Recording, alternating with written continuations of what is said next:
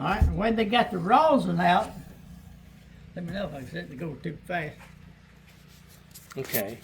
Where are we going to get the rosin? All right, look right under. I need to get on this side here. See this trough right here?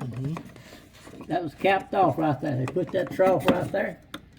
All right, in the woods, you got all kind of leaves and trash and pine straw and pine tree bark.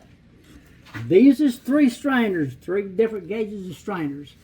They run out through there and they caught all that trash and pure rosin come out in this barrel over here. Pure rosin. And there's no barrel. Is the barrel sitting underneath there?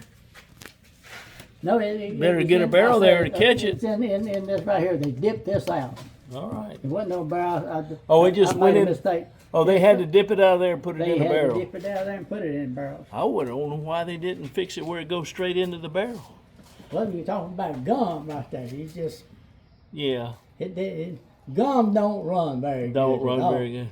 You have to dip, move it around Well, by dipping it. that's a pain.